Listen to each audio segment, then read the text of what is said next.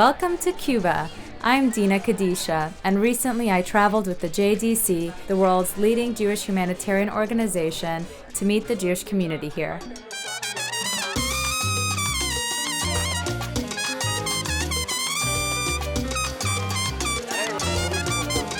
Along with 18 American participants, I spent 1 week with this amazing community and got to see a glimpse of the renewed Jewish life, faith, and culture in Cuba. Stick around. Inside Jewish Cuba starts now.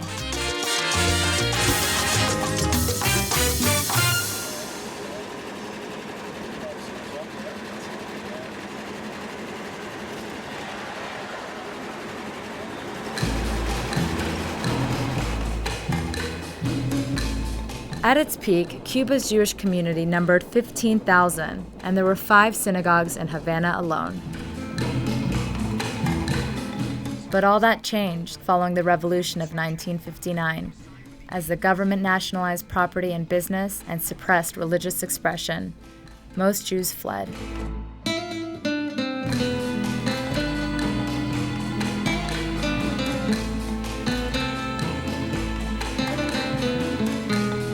For those that remained, Judaism and Jewish tradition in Cuba lay dormant for the next 3 decades.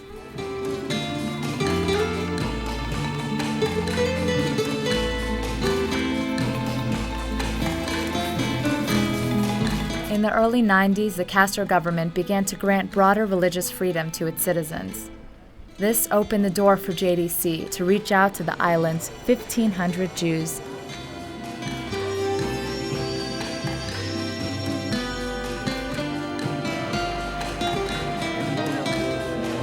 Nice to meet you, my friend. Currently, there are 3 active synagogues in Havana. Our first stop, Adat Israel.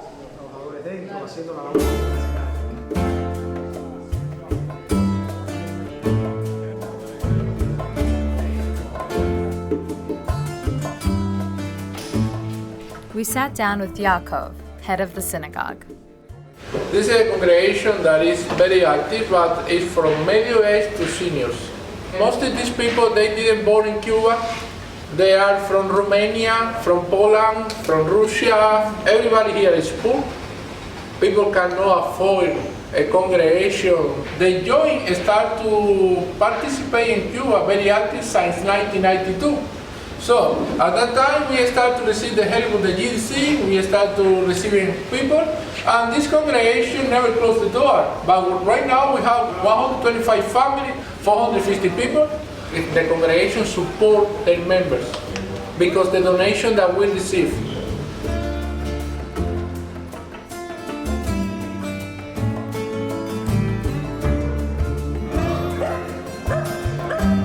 Our next stop was the Sephardic Hebrew Center. El cariño que te tengo no te lo puedo negar. Se me sale la babita, yo no lo puedo evitar. When my older child grew, he decided to come to the community and said, "Mom, I want to return to my roots." I said, "No, nobody knows us. No, don't do that." Yes, I'm going to. So in the 90s, he decided to come, and he was received with open arms. And he began, let's go to the community, and let's go to the community, and let's go to the community. And we began to return to the community. And this phenomenon, you can ask a lot of people here, and you will see that the third generation returned to the community and bring the second one. We don't have a rabbi. We don't have anything that you used to have or used to know that is important for your communities. And this is an example that a community can still live without a lot of things. I think that the main thing that you can do for the community is to tell other people that we exist, that we are alive, that we have a community.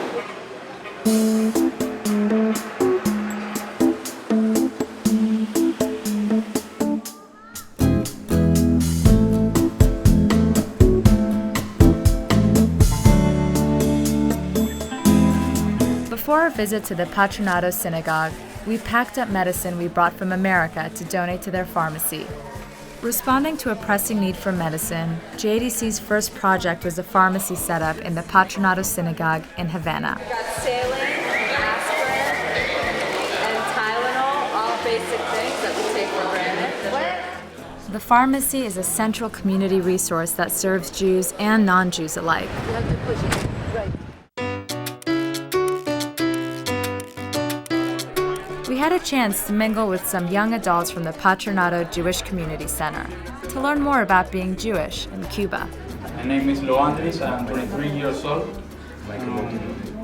I like play chess. Hi, my name is Annie. I'm 7 years old. I like so much the beach. Me llamo Dina, yo soy de Los Ángeles, yo soy 25 años y me encanta horseback riding. Hello, I'm Daniel, I'm 31 years old. I love falafel and hummus. We are in wonderful time now in Cuba. We are more connected with the other communities outside. This is wonderful for us. I feel that this group is wonderful and the people talk with everybody and more of them speak Spanish, and this is wonderful, very glad to me because I speak in Spanish with them, not only in English. And I feel we are more connected now.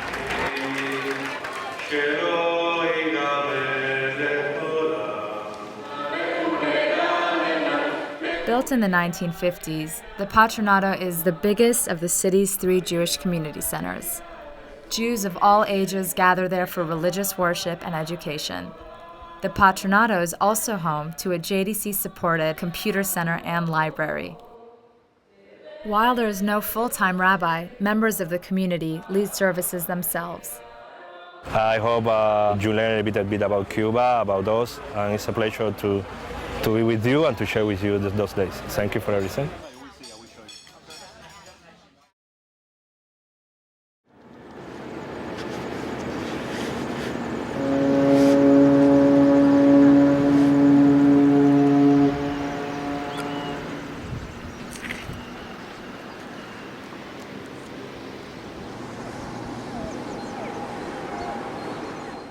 In Cuba, to date, staple commodities continue to be rationed, and in general, salaries fail to meet personal needs, such as food, medicine, clothing, and simple household expenses. To fight the economic crisis in September of 2010, the Cuban government announced an updated socialist model with a plan to reduce state employment and encourage self-employment in small private businesses. The food rationing card, a long-standing symbol of state paternalism, is being brought to a gradual end. It is difficult to predict the impact these changes will have on the Jewish community life. We're going to go take part in an activity called Kesher. Una ayuda. So we're going to help them and give them a hello. We went around with a program called Kesher, and they basically go to the community at large, mostly older people who are special needs, elderly, some mentally disabled, physical disabled, people that are left alone for the most part. But the idea of the program is just to connect with them and provide them a source of comfort and connection to the community, Jewish community.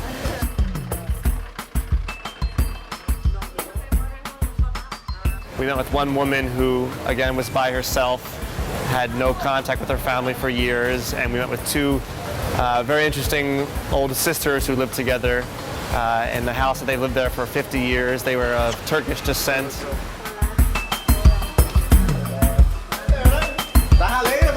It was interesting. She shared with us her family pictures, and we got to see her, the place that she lives in, and hear a little bit about her story and how she's been a Jew in Cuba over the past 70 or 80 years now.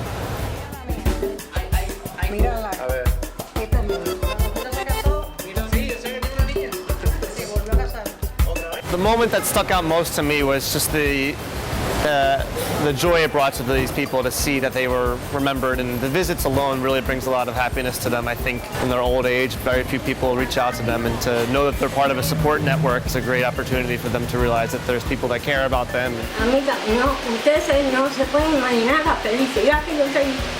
said, it's such a pleasure to meet everybody, and you will never understand the happiness it means for you guys. You know that you guys are here and that you care about her. A couple tears were shed when they, were very appreciative of the whole experience. So, both on their side and ours, everyone was very excited and passionate about the opportunity.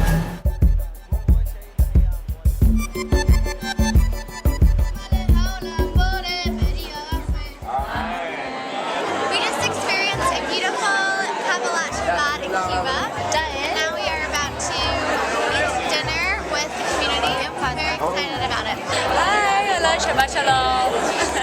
JDC's Shabbat Chicken Dinner program, established in 1995, provides a weekly meal to some 400 people following Friday services at 3 synagogues in Havana, as well as the communities of Camagüey and Santiago de Cuba.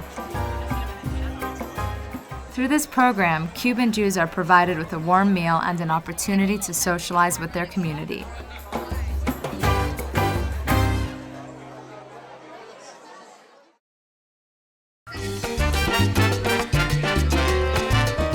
Hola, hoy es domingo, Sunday. It's our last day in Cuba, and we're at the beach with a group from the JDC and the young Jewish community members, the teenagers that have come to join us and just hang out.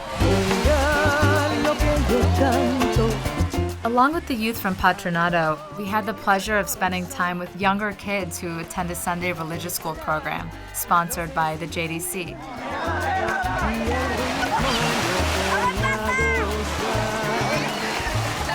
Over 120 multi-generational students attend religious school each Sunday. Let's check out this marketplace.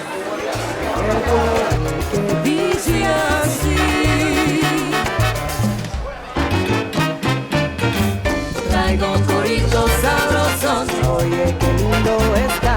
Traigo un corito sabrosón, quiero que bailen ya.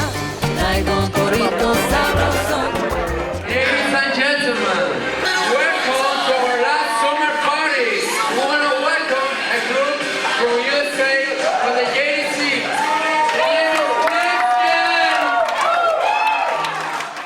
You know, it really is a special community within this country, and seeing last night kind of pulled it all together. Whereas I feel in the States, kind of people view going and being part of like your Jewish community as more of a chore, and we're talking about how our generations have become more removed, and just seeing them actually hanging out with their friends in a place they come to kind of like get away from it all. It's refreshing and definitely makes me want to become more involved again. In Hebrew. ¿En Spanish? ¿Cómo pueden decir?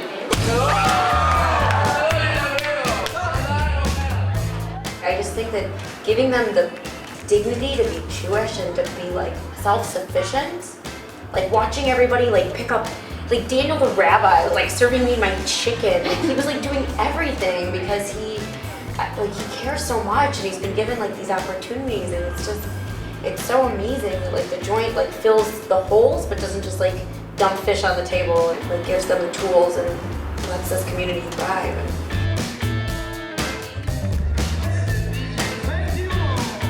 This country has a turbulent history. As we depart, I leave Cuba with a better understanding of the nation overall and its impressive Jewish community. With the support of organizations like JDC, today's Cuban Jews are taking responsibility for each other's needs and coming together to express themselves Jewishly. I can't wait to return to see all my new friends again. Until next time, I'm Dina Kadisha.